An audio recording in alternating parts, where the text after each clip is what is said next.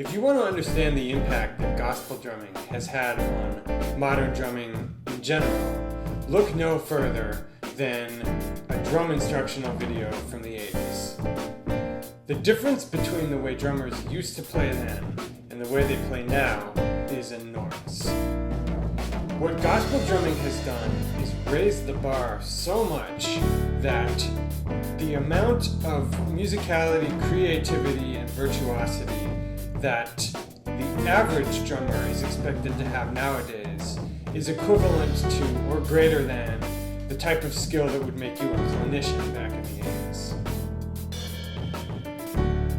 But how do you get into gospel drumming if you've never studied it before? Or if you kind of have a passing interest in it? That's going to be the subject I'm going to attempt to break down for you in this series, starting with this chapter. I'm Nate Smith, this is the 80/20 Drummer. Stay tuned.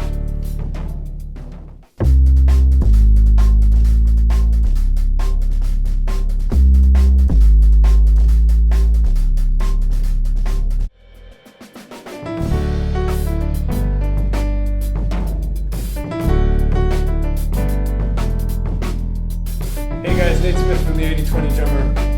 When I set out this week to make this video for you, The Fundamentals of Gospel Drumming Part 1, I went into the practice room with the aim of taking everything that I've learned from the last 3 or 4 years of transcribing and just generally trying to emulate my heroes in gospel drumming.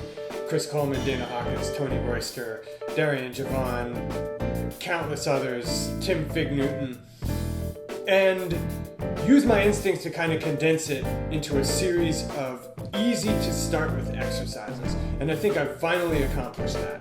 So for volume 1, we're going to jump right into this and we're going to address it from 2 sides. Number 1, we're going to talk about linear soloing vocabulary. And the more I messed with this, the more I realized that the way into it, for me at least, was practicing alternating double stops between the bass drum and both hands on the hi-hat while ghosting the notes on the snare drum. I'll show you what I mean in a minute. The second part is learning to play linear grooves. And you do that by learning to become ambidextrous with your snare drum accents, and also by learning to be comfortable moving your ghosted notes to the hi-hat. And in part 2 of this video, I'll show you some exercises to jump into that. This first exercise is meant to help you start to get inside soloing and filling vocabulary. I wanted to work out something like an Alan Dawson rudimental ritual for you guys, but specifically tailored for gospel drumming. There are 2 ways to practice this, which you'll see me do in the clips. Slow to fast to slow, and with a metronome. Let's get into it.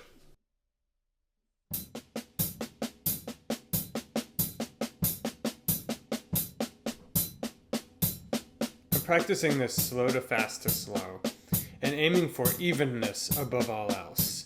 At the beginning, I'm not using accents.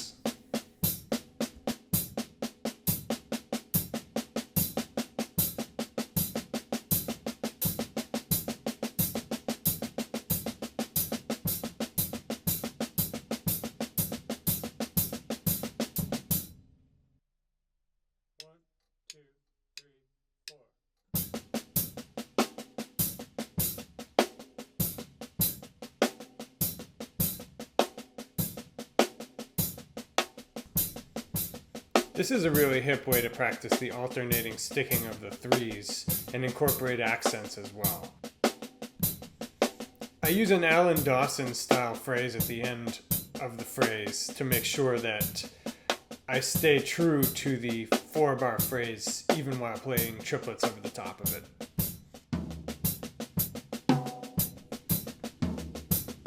Now I orchestrate, adding the floor tom where the right hand would have an accent and the rack tom where the left hand would.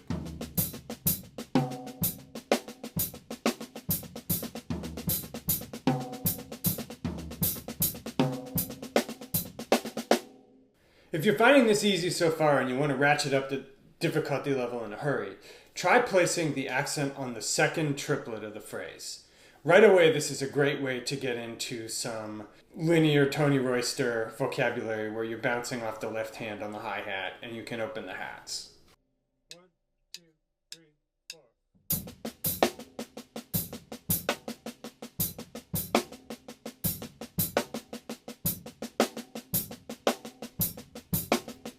Here I'm accenting the second beat of the triplet. Be sure and count carefully. 1, 2, 3, 4. Now I play the same phrase in sixteenths. The bass and hi-hat strokes are falling in exactly the same place and exactly the same tempo, only the subdivision is changed from triplets to sixteenths. I need to use a paradiddle so that my hands alternate, whereas when I was playing triplets, I could simply go hand to hand.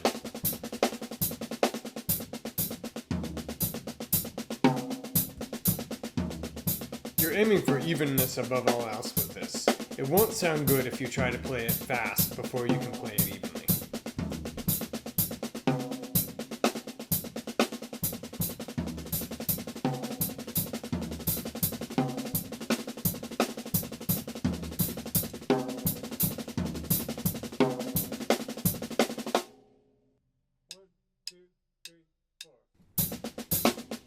Here's the 16th note analog to playing the accent on the second triplet. Notice that with sixteenths, the accent doesn't alternate hands.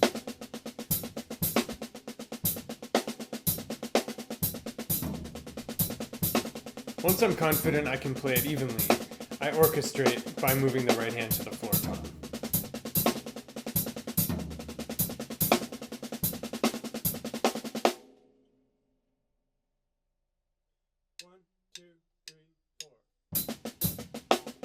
Finally, I practice alternating between triplet and 16th note subdivision. Being able to keep the same shape of your phrase and resolution points, even as you escalate the subdivision, is one of the classic tension-building techniques in solo.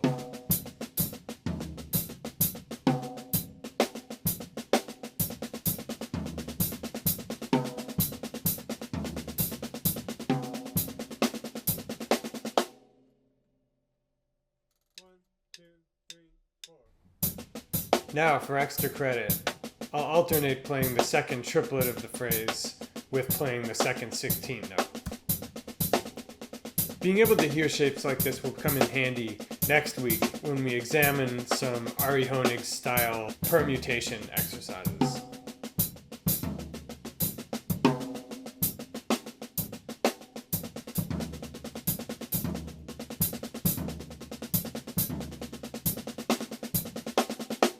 That's what I'll leave you with for soloing exercises for this week, but I want to re-emphasize the two ways to practice this. First, slow to fast to slow, just to get it comfortably under your hands. Second, with a metronome, particularly when you're switching subdivisions. I imagine you can see just from the little bits of orchestration I did, how even with exercises as simple as these, you can start to get into some really interesting gospel drumming style vocabulary. Okay, now let's move on to playing groove and playing pocket. The first exercise I'm going to show you is one based on developing ambidexterity with snare drum rim shots, and we're going to start with groups of 4. 1, 2, 3, 4. Here I'm recording groups of 4 with the bass drum on the last 16th. Everything is completely linear and alternated. I aim to make the same sound on the snare drum with both hands. 1, 2, 3, 4. Here's a variation that you might do. All I'm doing is playing an inverted paradiddle on the third beat of the bar to leave extra space. Now I move my right hand to the floor tom.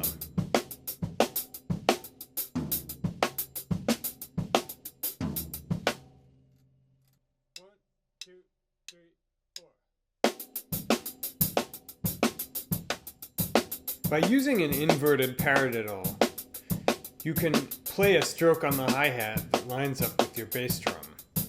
This allows you to do some cool opening the hat effects, and in general makes the beat sound fuller.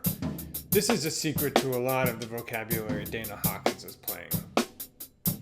Here it is in slow-mo.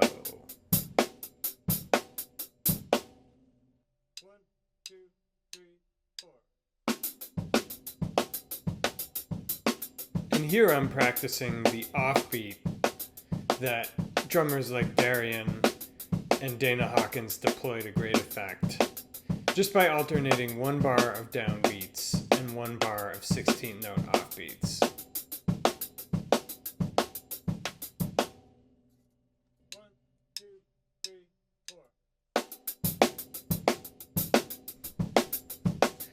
Finally, here's the downbeat-offbeat alternation exercise with that thicker, inverted paradiddle orchestration on the hi-hat.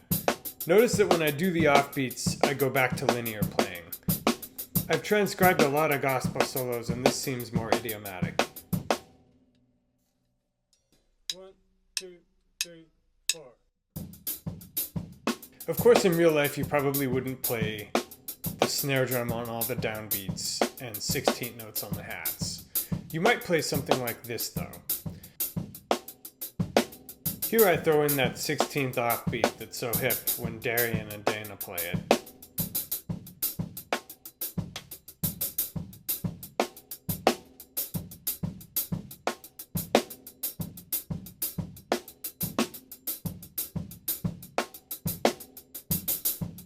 The sticking changes subtly when I'm going to play an offbeat on the second beat of the bar. Again, this was just a matter of experimenting around and doing what felt and sounded best. Okay, there are some 4-note groupings for you to practice snare drum, rimshot, ambidexterity, and unaccented strokes on the hi-hat that you'll be able to sink your teeth into. Now let's go to 3-note groupings. Why am I doing these second? Because the fact that there are fewer notes in the phrase mean that you have to switch hands more frequently. So it's a slightly higher level of difficulty. 1, 2, 3, 4. Here are 3-note phrases in a context where they cycle over the 4.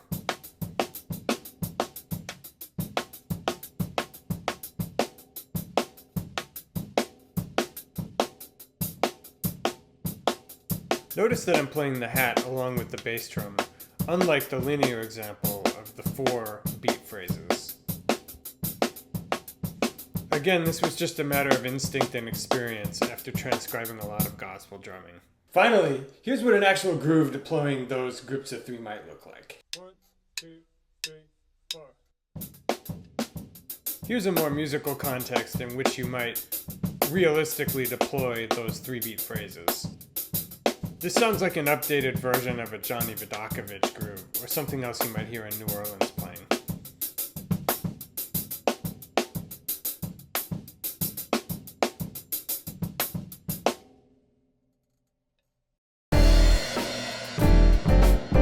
Okay, I'll leave you there for this week.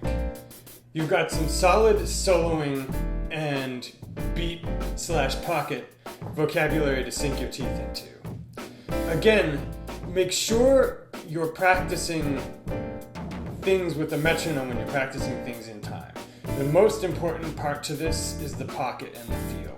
And don't go any faster than you can execute things comfortably. When you watch great gospel drumming, one thing they almost all have in common is the clarity and the conviction with which they execute their licks. I'll be back next week with the next installment of Fundamentals of Gospel Playing. For now, this is the 80/20 Drummer. Thanks for watching.